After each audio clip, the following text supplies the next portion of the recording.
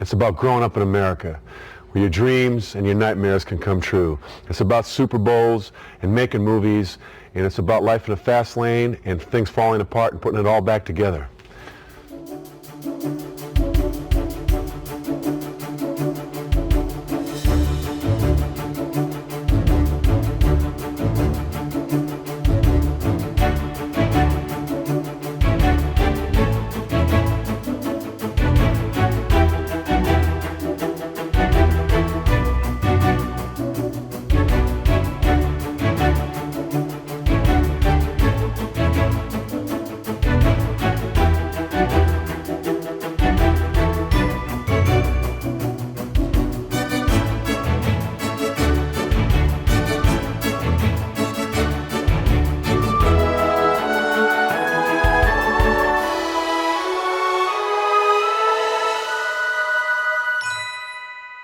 One, Tooz, three.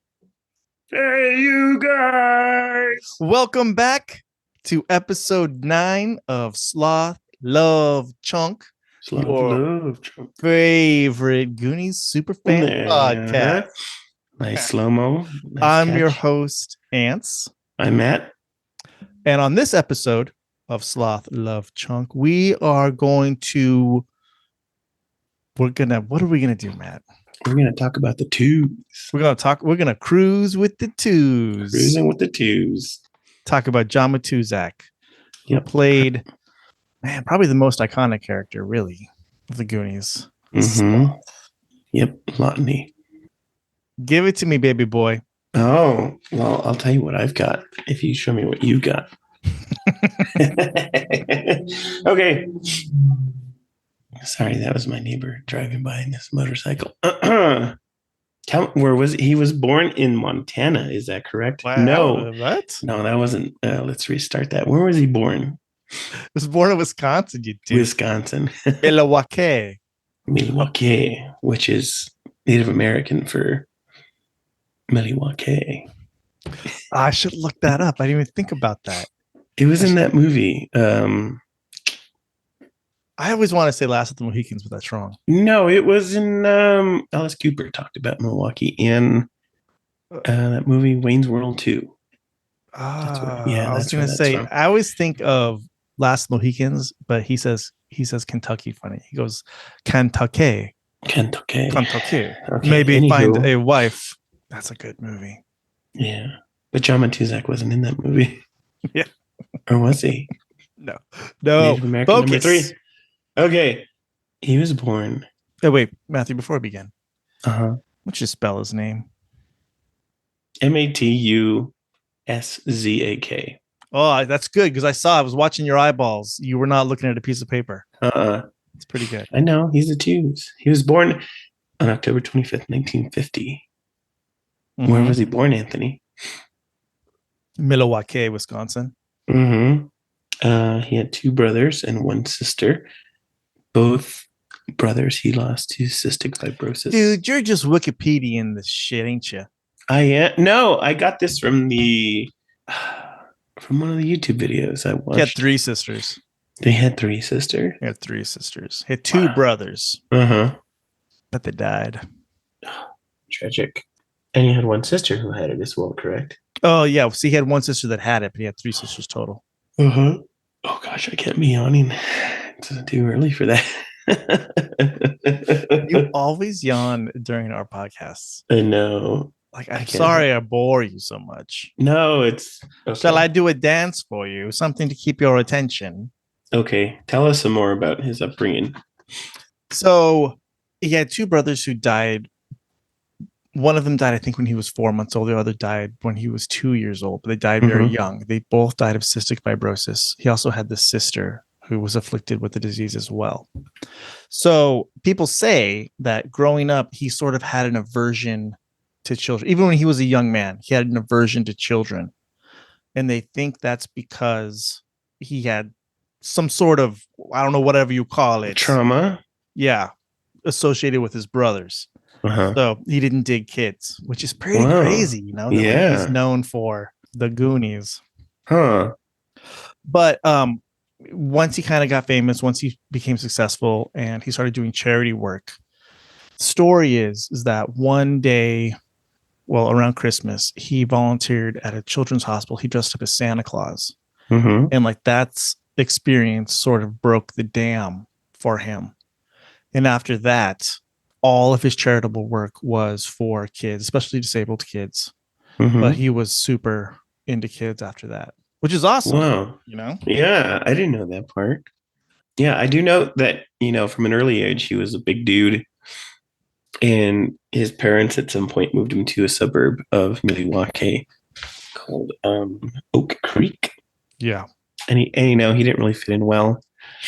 Kids made fun of him because he was kind of tall and skinny.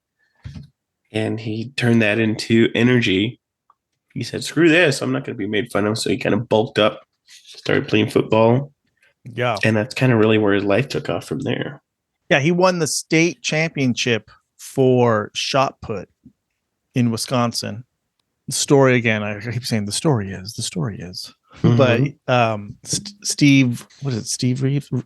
Yeah, Steve Reeves as Superman sort of inspired him to start lifting weights, to transform his string pole. Is it bean pole or string pole? String. Just say string bean. String bean? Yeah, Physique. I've heard that. Physique. Mm-hmm. Into the huge dude that he became. So from there, as talented and as big as he was, I read that he didn't really take off from there. He didn't really gain any attention from any big colleges or anything like that. They didn't send any scouts after him. So he was kind of relegated to going to a little school. He went to a junior college for his freshman Fort year. Dodge University. And it was kind of there. It kind of reminds me of that movie, Rudy, starring Sean Astin. And the kind of the trajectory he went, because in the movie Rudy, he went to St. Edward's and then he moved up to Notre Dame. That's kind of what John Matuszak did. Yeah, he went to Fort Dodge Junior College in Iowa his freshman year. And then he was recruited to go to the University of Missouri. Mm-hmm. By Dan Devine. Yeah, by the coach there. So he went his sophomore year to the University of Missouri. But unfortunately, the coach left to coach the Green Bay Packers. Mm-hmm. And then in comes the new coach. And the new coach says, you know what? I don't really quite like you, Tooz. You a troublemaker. I don't like the Tooz. I'm going to get rid of your scholarship. Mm-hmm. And the Tooz had nowhere to go. Yes. But where do people with nowhere to go, Matthew? They go to Florida. That's right, dude.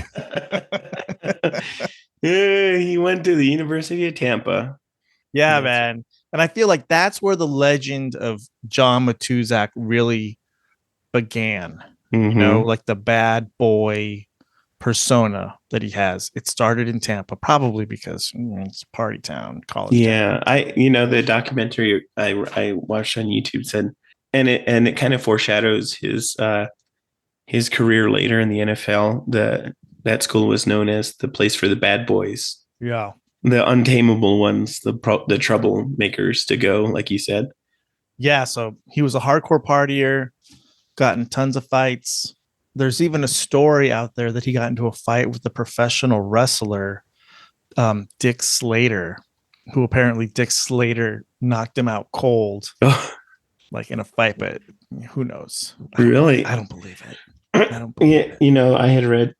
I thought you were, when you said there was this famous story of his fight, I thought you were going to bring up, I guess he was also a jealous guy. Mm-hmm. And he beat up this Air Force cadet pretty badly. And I think that's where his time at Tampa might have started to turn sour.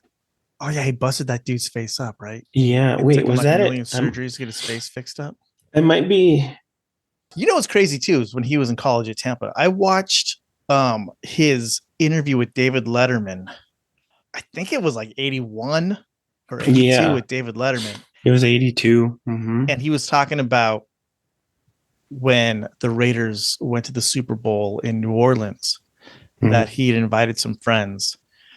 And some of the friends that he invited, they were like club owners or whatever that he had known from when he went to school in Tampa. And he basically said that he would drive from Tampa to New Orleans to party while he was in school. I was like, dang, is that close? But maybe, you know. Yeah, I saw that was the first thing when I was doing my research about John Matuszak that I found was that interview he did with Dave Letterman. Yeah. He was kind of hard on him. He got into this line of questioning about the players' strike. I guess there was a strike back then. And yeah, I think at the time it was a big deal, you know, and I think Dave really wanted to suss out either how John felt about it or just get some information from it. And yeah, cool thing about Matuszak is, I don't know, he seemed like a pretty honest guy. He didn't seem very political, you know. I think he just told you how it was to him. Yeah. I think you could really glean that from that interview with Letterman. And you can also see how huge he was. Well, how huge he was. And, you know, how much of a ham he is. You know, you could tell that there was a spark of wanting to be an actor because just the way he carried himself during the interview, he came out kind of flashy looking in his suit with his chest. He always had that chest hair bumping out. You know? And, you know, I was kind of surprised by how soft-spoken he was and how kind of, you know, his posture was straight up and down. And I think there was when he first got out there, he remarked about how the seat was warm and Dave was kind of trying to lean towards kind of dirty talk because he's like, oh, that's because this certain actress was there. And Matuszak kind of deflected and he said, oh, well, you know, it's hard following that act. So, yeah, it was funny watching him try to fit in that chair too, wasn't it? Yeah. He's so big. Yeah, and you know, he didn't get too political and he didn't want to name any names when Letterman pushed him, but you know, he did have he did say a couple of things that surprised me. He was talking about one of the reasons they had the strike is because at one point they were getting 57% of the revenue and it was knocked down to 27%. And he put it very succinctly how they have to make that money because their career can be so short based on injuries or trades or just not making the cut. And at one point he mentioned, well, Uncle Sam needs his share of taxes. And he said, rightly so. And I quote him here. He said, the wealth should be distributed. So that was kind of a pleasant surprise to hear him say something like that. Yeah, it's funny because basically he's arguing for like guarantees, right? Like salary guarantees at the time. Yeah. Which I think today in sports is like a given. But back then, no. I mean, back then they had that half the protection they do today. Yeah, those guys were getting hurt like their careers were so much shorter. I think he only played maybe 10 years total. I think in football. He has moved around a lot. It was 73. He was the number one first round pick. Yeah, which is insane to think for a guy who only played 4 years in college. First year was a junior college. Second year was at University of Missouri, Mizzou, you know, basically kicked off the team. Then he went to Tampa. And so just based off of those 2 years, he became the number one draft pick in the 1973 draft, which is crazy. And at the time he was making $175,000. How did you find those numbers? I didn't see those numbers. Which was like it was that video I watched. It was at the time, you know, it was the most for a rookie. Yeah, which, you know, adds to how crazy it was that he went from University of Tampa to being number one pick and then being the highest paid defensive player. Yeah, so he was picked by the Houston Oilers with the number one pick. They were the cellar dwellers of the NFL at the time, and he hated it there. There was a lot of pressure. I think everyone thought that, and he felt this pressure, that once he showed up, they thought that he was going to turn the team around. But that first year he was with them, they went like 1-12, or, you know, they only won one game the whole year. And he wanted out of there. He hated it. So, like, I can't even imagine this happening today. So what John Matuszak did to get out of it's Houston nuts. is at the time there was another competing football league. And today we kind of have like, I don't know, what would you have, like the XFL or whatever. Right, yeah. Canadian Football League. So he signed a contract with the Houston Texans, which have no relation to today's Houston Texans. Right. They were part of the World Football League right at the time. So he signed contracts with two football teams at the same time. He was going to play games for two teams at the same time, the Oilers and the Texans. And he actually like went out and played his first game with the Texans, but then the Oilers basically sued him, served him with papers on the field. Yeah, there's an image of a lawyer there on the sidelines with him. Yeah, serving him papers like cease and desist papers. You cannot play for this other team while you have a contract with us. Yeah. Anyway, it worked out because pissed him off enough, too much of a trouble. They traded him to Kansas City. To the Chiefs. Yeah, for the 74-75 season. And while he was there, I don't know if that's when he started, but I guess that's when it started to get out of control. His, addictive personality started coming out there. He was again too much trouble. So the Chiefs traded him to the Redskins in 76. He didn't play for the Redskins. They basically just cut him right away. Interesting story before we continue. His head coach at the Chiefs was his last name was Wiggins. I can't remember his first name, but there was one night. Chief Wiggins. Oh, there was one night where apparently Matuszak had sleeping pills or some kind of maybe prescription pills and a bunch of beers, and his heart stopped. And Wiggins had to give him CPR to get his heart going again. So that's kind of an idea of just how can you imagine trying to give a dude, John Matuszak, the guy's 6'8", 270 pounds. How do you give that guy CPR? You jump up and down on him. Yeah, seriously, can you how do you even get in the right position on his you got to mount this dude and straddle him like he's a horse. You'd be throwing your shoulder into his chest. Am I turning you on talking about that? No, a little bit. Huh? I'm gonna turn you on later, Maddie. I know. Save that for later. Yeah. So what? So from there he took a short stint with the Skins, and then ultimately where'd he go? Boom, the Raiders. Yep. And that's Raider Nation. Like we said earlier, he eventually made his way to Tampa, which was known as the Bad Boys Club, and now the Raiders are kind of like the professional version of that, right? Like Al Davis just brought in all the troublemakers. Bad Boys are rebels. I think Al Davis preferred to be viewed as a rebel. I think. I think he was a big part of that of the strike. I didn't go too deeply in my research, but I guess at the time there was also a big controversy about Oakland moving to Los Angeles. Yeah. Because I guess at some point the NFL had promised Al Davis money to maintenance or improve the stadium there for the Oakland Raiders, but that they kind of reneged on that deal, and that forced Al Davis to want to move to LA. You know what's interesting is if you watch interviews, listen to interviews with Matuszak, when he talks about Al Davis, he loves Al Davis. Yeah. He only talks about him in the most positive, glowing terms. He loves Al Davis. Thought he consistently said he's the smartest man in the NFL. He's the only one that knows what's really going on. And what's kind of cool is, not to jump ahead, but at Matuszak's funeral or at his memorial service, Al Davis spoke at Matuszak's service. Huh. I mean, I don't know if they were close, but I think they definitely respected each other. I mean, that says something. Yeah.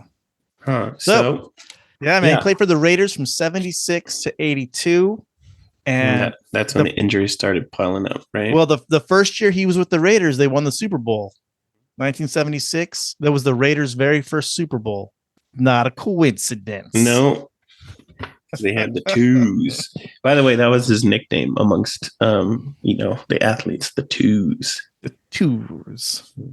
So that was Super Bowl 11, which was the Raiders' first Super Bowl, and they won it again, Super Bowl 15, which was cool because that was the first time the Raiders were the wild card team, and that was the first time that a wild card team had ever won the Super Bowl. Whoa, I didn't know that. Now you do, baby boy. Who was there? Was John Madden their coach at the time? Who was there? Madden was the coach for the first one, and then it was, what's his name? Tom Flores was the coach for the second time. Wow. And if I remember, John had a pretty good, at least in the first one, he had a pretty big impact on the game, right? Yeah. And then that's when the acting started. He actually was acting before he retired from football. He retired from football because of injuries, right? Right. His back. It was mainly his back, but he was all effed up. Yeah. Mainly his back. He had a herniated disc. So he had been acting during the off season. And then once he actually sat out the 82 season. Mm-hmm. I think he officially retired in 83, but he sat out a whole season trying to like fix up his body, but it didn't really quite work. I read that where he had a herniated disc and he had rehabbed and then he was ready to go. And I guess he was running on the beach working out and some puppy like ran in his way and he tried to like, jump or get out of the way of the dog and it tweaked his back and it was like back to square one. No way. So that little damn dog gave us the Goonies. Yeah, that was actually alluded to in one of the interviews I'd seen, but they didn't mention. They just said freak accident. So that's very interesting. It was a puppy. Yeah, it was a dog on the beach. Oh boy! Which like I could totally. You mean like I've been running on the beach and stupid dogs come and you know how you try to jump over them or whatever, but they're moving and it's like next thing you know you're wearing 15 layers of latex on your face. Yeah. Rocky Road. So do you have? I have. When I was looking into his movie credits, and I didn't know he was on television too, but oh yeah, one of the movies I have, a movie called North Dallas 40, which came out in 1979. Yeah, it was a football movie. Yeah, it wasn't really a stretch for him acting wise. It was a football movie. It was, starring Nick Nolte. He's kind of this washed up old receiver. Dude, isn't it crazy to see Nick Nolte look so young? Yeah. I've only ever known him as this grizzled old man. It's weird. Yeah, you see him, you're like, holy shit. What? Yeah. Like, he was a good looking guy when he was I don't know how old he was, but it's hard to tell it's him. I love that. And so he was like a washed up receiver, and Matuszak had a kind of a bit part in the locker room. And I love this scene. It's so him, I guess the head coach was kind of a dick and he didn't really care about his players. He only cared about what he called tendencies, kind of just a by the numbers coach. And he's kind of really giving it to his guys about not following these tendencies. And Matuszak has this brilliant speech where, you kind of picture him up on a balcony in a Shakespeare or something. He gets really emotive and he's talking about, how he wants it to be a game about teamwork and he wants to feel. I have some of the quotes. He said, I do want some feeling. And he said, some fucking team spirit. And he's going back and forth and he kind of grabs the coach and pulls his coat off. And the best part, if you've seen the Goonies and you picture him as Sloth, you never picture these words coming out of his mouth. But as the coach is kind of running away from him, he repeatedly says, chicken shit cocksuckers. Chicken shit cocksuckers. I don't give a fuck about what you're. Yeah. Chicken shit cocksuckers. Yeah, man. I watched that scene. It's not the best actor. No. But like that's like when you're watching that scene, you're like, this is a guy who is acting when you're watching it. Mm-hmm. But I mean, that was his first role, and he wasn't wooden or anything. No, I think he kind of way over the top. He overacted on that one. You could definitely tell. But yeah, I watched also he was in an episode of MASH and kind of the same way. You can tell, this is a guy that's acting. But he's learning the craft. Right. And he's, given his size and reputation, his roles are all kind of like the angry guy because in MASH I guess he's looking for a promotion from the major, and the whole episode is him manhandling the major, trying to get him to promote him. Yeah. What I was thinking right now is like, Matuszak's football career was before our time. I was born in 79. You were born 80. I was going to say 2000. No. But like basically his entire football career was before our time, So we didn't know anything about this guy. Basically, John Matuszak to us is just Sloth. Right. He's not. I mean, I think to Raider Nation or to a certain generation of Raider Nation, John Matuszak is a completely different character. Oh, yeah, I see where you're going. But like, I wonder, like, was he like the first football guy that transitioned to like movies and television? Like, O.J. Simpson was another big one, right? But I'm trying to I don't know. I'm trying to think. There might have been people maybe before him that we just don't really know because it wasn't our generation. They don't register to us, but yeah. Like, I wonder if Matuszak wasn't the first NFL guy to transition over. What do you think? I remember growing up, but that was the 90s, like Brian Bosworth, if you remember him. Yeah, the Bosman Seahawks. Yeah, he kind of was in a couple of action movies. Yeah, but before the Tooz. No, I not that can't I'm think of. I aware can't of. think of what. I don't know. Did Joe Namath, was he in movies? I feel like Oh, he might have been, huh? I mean, wasn't he called Hollywood Joe? Was I that why feel he was like called that was Hollywood just Joe? because, like, Oh, he was his Metro. personality. That's what they called Metro at the time. Oh They even yeah, call people Metro anymore. Is that PC? yeah. I don't. Yeah, you can't see that. Metrosexual. Mm-hmm. That's such a 2000 term. It is. I know, dude. Okay. But yeah, so after North Down, and when I looked at his list of movies, I was just blown away by how many of my favorite movies he's been in. Because right after North Down was 40 and 81, he started Caveman. Did you watch the interview with him on the John Davidson show? Mm-mm. There's an interview, the John Davidson show. Remember John Davidson? He did Hollywood Squares. Uh-huh. So he had his own talk show early 80s, like 80, 81. Huh. And they had basically like the whole cast from Caveman. Caveman was a comedy early 80s that starred Ringo Starr Yep. and John Matuszak, who was like the caveman. Yeah, he played the role of Tonda. Yeah. So there it's a really cool interview just to watch John Davidson squirm when Ringo Starr basically just gives him shit the entire interview. Ringo Starr's blasted out of his mind. No way. Yeah, dude. He's like, you can tell this dude is on drugs. Like, he's barely sitting up straight. And then he's having a love affair with his co-star, which is kind of cool because John Davidson basically just says, like, you two are having a love affair, right? And he's like, wait, I love everyone. And they start, like, making out on the couch. And then they call John Matuszak out. So before Matuszak comes out, Ringo Starr is just giving John Davidson shit. And he's a pretty confrontational guest. Uh-huh. For some reason, the interview kind of takes a weird turn. I figure it's probably just because Ringo's on drugs. Something in his brain goes on so that it takes a bad turn. He's being really confrontational. The Matuszak comes out, and the Tooz is just like, he's really soft spoken. Yeah. He's really cool, but like Ringo totally behaves. Really? Once Matuszak comes out there. Yeah. He like totally calms down. There's one point where, because in the movie, Ringo's the star and Matuszak's sort of like this big burly caveman, and Ringo Starr beats him. And Matuszak says, Ringo can never beat me in real life. And you can see Ringo kind of like takes like offense to it. But then like Matuszak is like, nah, no, not today, not today, right. But it's kind of cool how like people really respected his presence. But he also was able to sort of like manage, I don't want to call it authority, but I do think that people were intimidated by him. But I think that he did try to like put people at ease. And I don't know if that's why he was so soft spoken, maybe, but I mean, you listen to his interviews and like he's very well spoken. He comes across as a gentle giant, doesn't he? He does.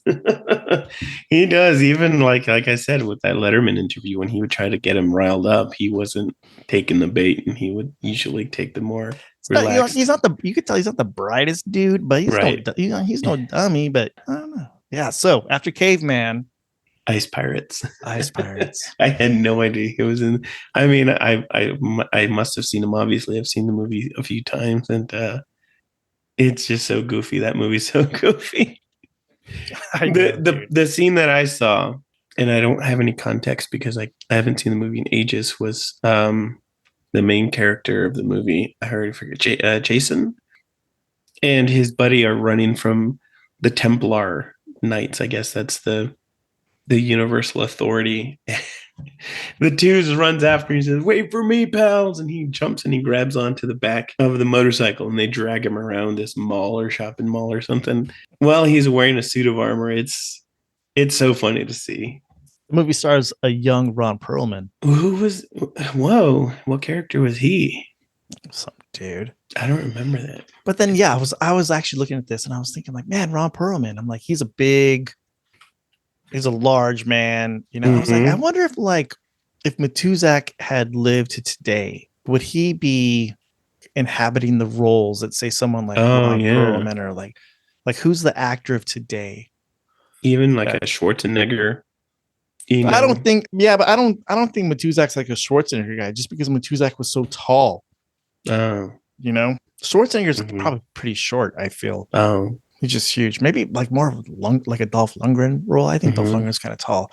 Even like Matuszak is just huge. yeah, he's a big dude. And like when you see him, I feel like most people that might listen to this podcast, most of our experiences with John Matuszak is just a sloth. And we see him interacting with the kids and stuff. And yeah, he seems like a big guy. But when you see him interacting with adults, then you get the idea of just how big this dude was. Uh-huh. I'm like, man, that's a man. Yeah. That's a man. And you know what else happened around the time of Ice Pirates, Matthew? The Goonies. Nope.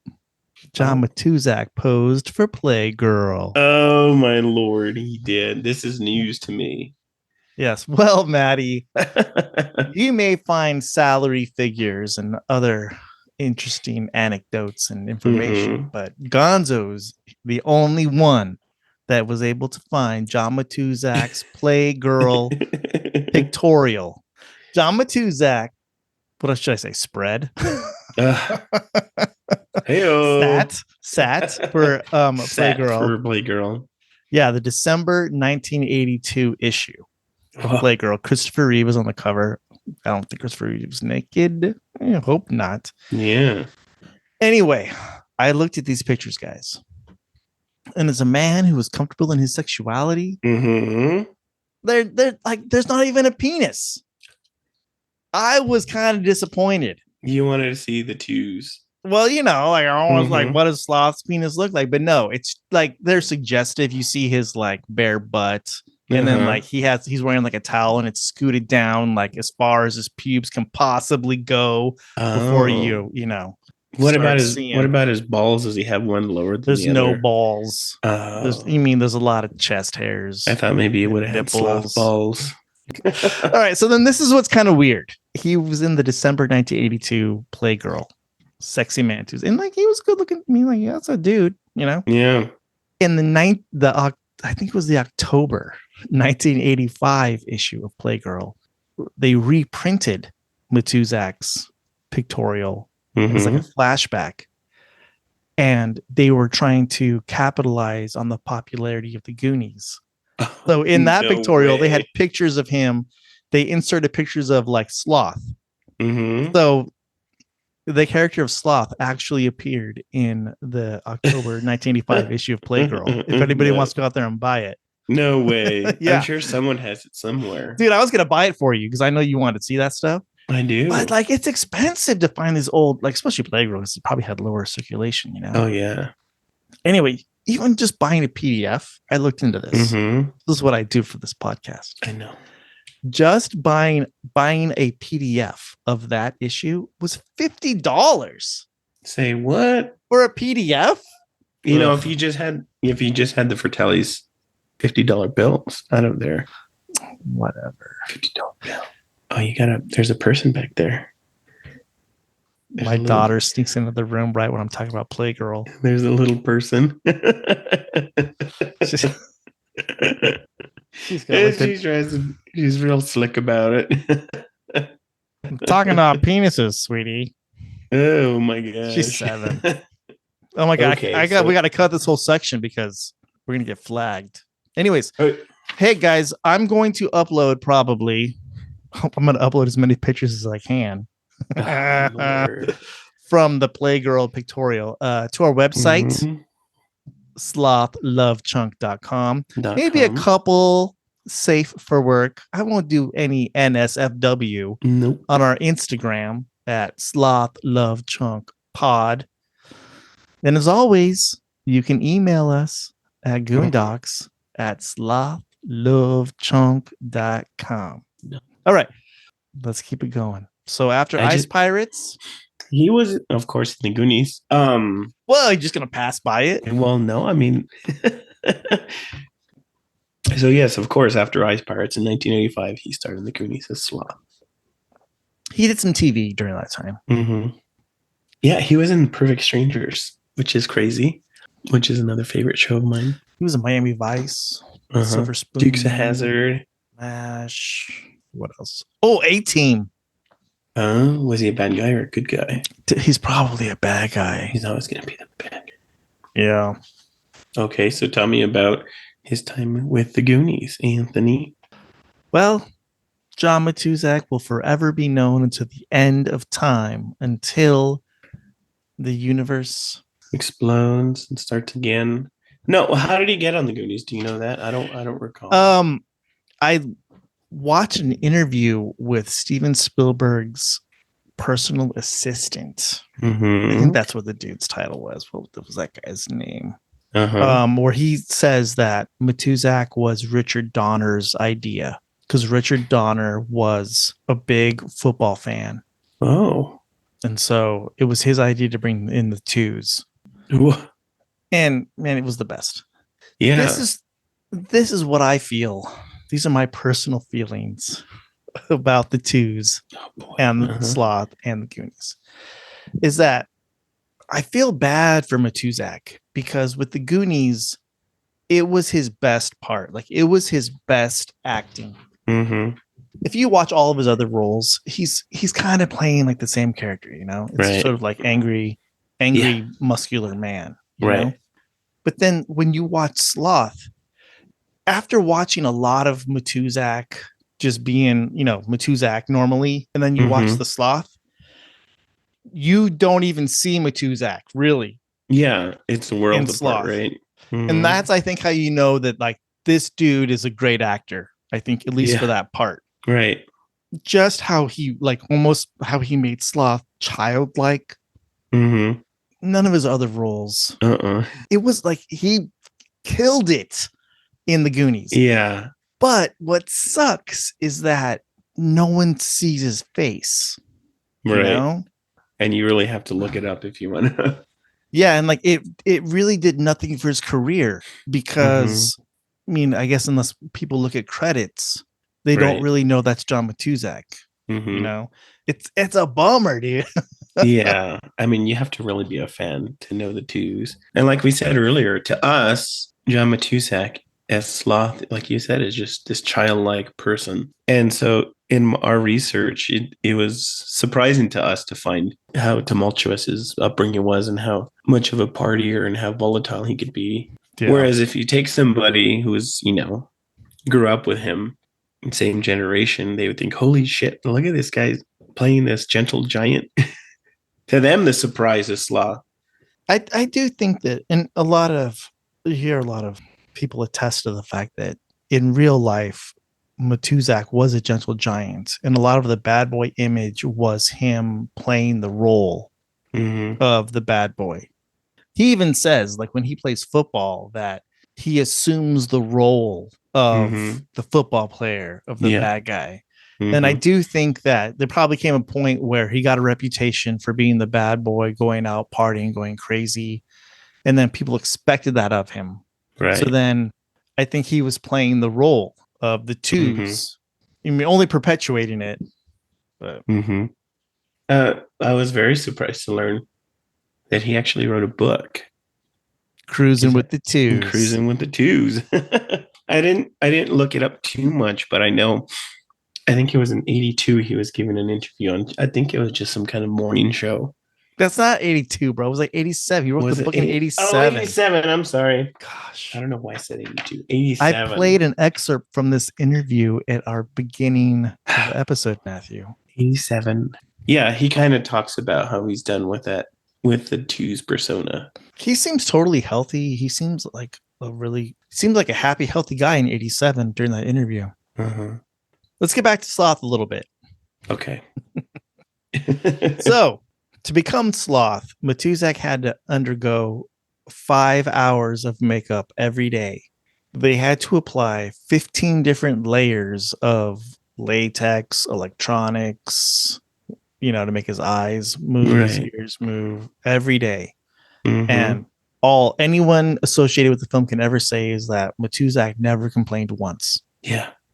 That he was a consummate professional. Like, he did what he had to do, never complained. And yeah, my favorite anecdote from that documentary about his time in the Goonies was in the scene where they're in the water after they all jump off the ship. Dick Donner had told the kids specifically, don't jump on John because we'll have to redo his makeup. And of course, the kids being kids, of course, they jumped all over him. They got all the latex wet. And Dick Donner had to tell him, well, we have to redo it. And like you said, he didn't complain. He just said, okay. Probably like another 5 hours, Yeah. Dang. He was a great dude.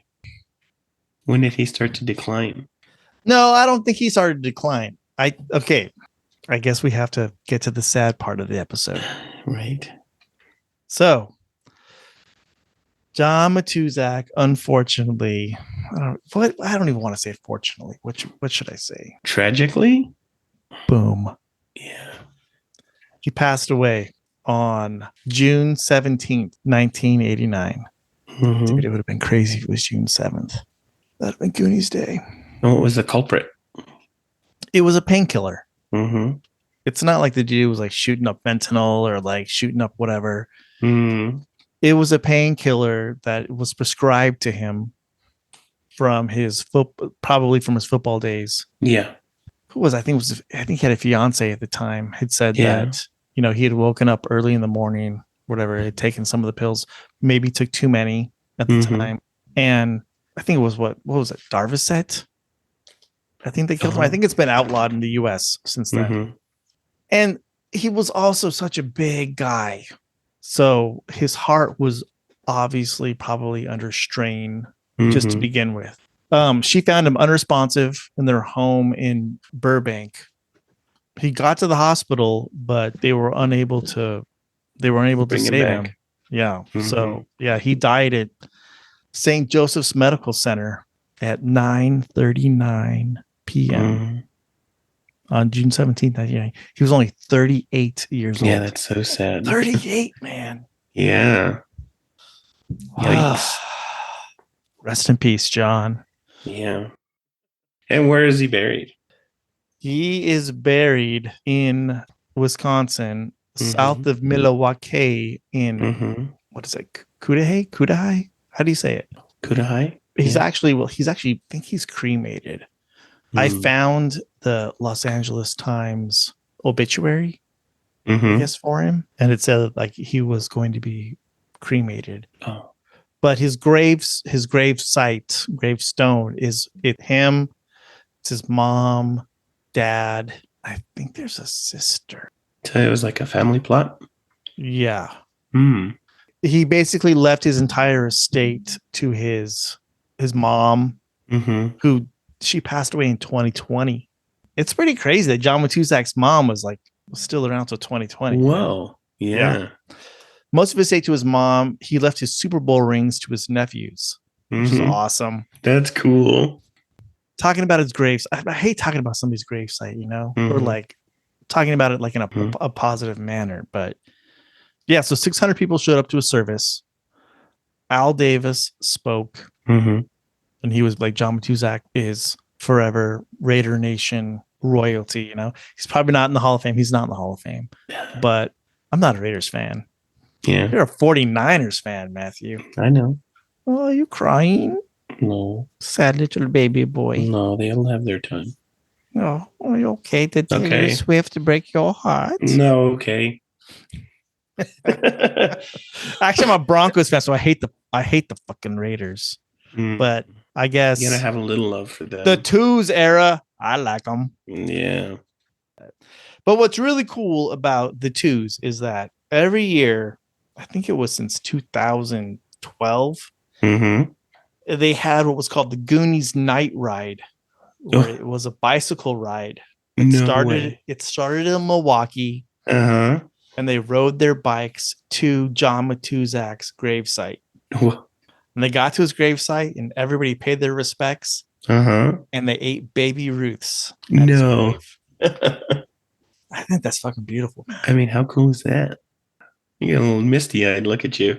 I am. You're good. Oh, but unfortunately, the last Milwaukee to Matuszak gravesite Goonies ride was in September of 2023. All right, Matt. It's been a roller coaster of emotions. Give me your John Matuszak. Huh? Give me your John Matuszak breakdown. What do you mean? What does John Matuszak mean to you? Oh. Well, he'll always be Sloth to me. But now that I've kind of seen his life, I have a much deeper appreciation for him. But at the same time, he was a scary guy. Watching his interviews, you could see kind of the wild guy behind his eyes. But I was just pleasantly surprised by how well spoken and how gentle he could be. Yeah, man. I never really looked into Matuszak before. I always just I knew the basic outline of his life. I knew he was a Raider, I knew he was a football player, actor. I knew he passed away. I always heard drug overdose. I always assumed it was something illicit. I don't think his drug overdose was at all an illicit thing. I think it wasn't nefarious at all. Yeah. Yeah, like it seems he's like a pretty cool dude, you know? Yeah, I think if you were to take a look at everyone involved with that film, I think his story would definitely stick out. There might be another story amongst them, but given where he started and what he did, I think his story would still stick out. And whenever you listen to interviews with the cast, especially the kids, they all love John Matuszak. Yeah. They have some stories where, like he loses his temper, but it was never at the kids. Right. But yeah, the gentle giant. I don't think anybody else could have played that role. Thank you, John Matuszak. Yeah, thanks, man. Such an iconic, legendary, classic role. Like only one dude could have played that. Yeah. I think of all the little like sloth-isms in there, and I'm like, whenever you watch Matuszak interviews and then you watch Sloth, you're like, how is this the same man? I know? It's nuts. He just totally disappears into that. It's just nuts. And you can, like you said, you can just totally feel his chemistry with Jeff Cohen. Yeah, so the scene where Sloth picks up Chunk when he's strapped to the chair, he picks him up and he kisses him. Oh man, your breath smells like fizz ed. Whatever. They did not expect him to just pick him up and kiss him. No. And Jeff Cohen says the fear and the terror on his face was legit. Because he had no idea. That's great. And the 6'8", 300-pound dude just straight picks you up. Yeah, I mean that's who he was, man. I think that's man, that must have been like amazing for those kids at that age to be around a dude he's essentially a superhero. Yeah. I mean, he wears the Superman shirt, but like his height, weight, like his strength. Yeah, to a kid at that age. For all intents and purposes, this dude's a superhero. Yeah. You know? That must have been really awesome. Yeah. Have you been around somebody like that in your life? No, I haven't been. No, not that big. Yeah, no. I mean, all right, Maddie, you know what time it is? Is it time for the Goonie Oath? Where is it? On page 1? I wrote it down, bro, so I have to get my book out of time. Okay. You ready? All right. Anyone listening, if you want to follow along and become a fellow Goonie, please raise your right hand and follow along. Matthew, you go first this time. I will never betray my Goondock friends. We will stick together until the whole world ends. Through heaven and hell and nuclear war. Good pals like us will stick like tar. In the city or the country or the forest or the boonies. I am proudly declared a fellow Goonie. Nice. Welcome to the Goondocks. All right, guys. So as always, please remember to visit us at slothlovechunk.com, Instagram, sloth. Share if you can. Love Chunk Pod. Email us at goondocs@slothlovechunk.com. What else? What am I missing? Something? We haven't done this in 2 weeks. I'm rusty. This whole new 2-week schedule is making me kind of whack attack. Did we advertise? Let's advertise. Oh my god! I totally should have done that at the beginning. No. Oh wait, let's do a little like bumper. I can just fit it in. Okay. Ready? Let's pretend. Oh hey guys, have you watched our new YouTube video where Matthew and I play the Milton Bradley 1985 board game? You haven't. You should. It's amazing. It's super fun, guys. Join us as we do a whole new Goonies adventure through caverns, pirate ships, and other things. And rich stuff. And rich stuff. Uh-huh. You can find the video to this amazing adventure on our YouTube channel. And what is that YouTube channel, Anthony? Sloth Love Chunk Podcast. I think so too. I don't know. You can find it. It was super fun. And it was super professional looking too. Nah, I gotta fix it up. I'm not a pro at this shit. Oh, at look all. good to me. Did you even watch the video, Matthew? You I don't like looking at myself or hearing myself. I spent 5 mother effing hours inserting every single card that we pulled for that game, where like the picture of the card popped up. Let me play a 1. The 1 pops up. It took me forever to do that shit. You don't even know what I'm talking about. You don't even respect or appreciate what I do. I don't know. There's plenty of actors and artists who say I'd never watch my own performance, and that's me. So you have to watch just to appreciate the amount of work that I put into production. Okay. Dude, you don't even care. I do. All right, I'll look. Yeah, whatever. It's pretty good. Kind of. I mean, like if you Okay. watch on YouTube, it looks pretty good. All right. Hey, what are we doing next, son? What are we doing next? It's gonna be episode 10. Is it really? The big 1-0. Let's just do a clip show of our first 9 episodes. Like in those old 90s sitcoms. That's a really good idea. Another one in the bank. You know what your clips are all gonna be? This is Matthew.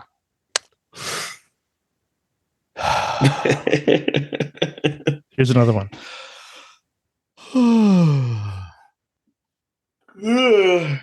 No, but you edit that out. You go through meticulously and you edit that out so no one has to hear that. We should do an episode about the bikes. Bikes. Okay. We could do the year 1985. Mm. That's actually that's a lot. Yeah. Of 85. Okay.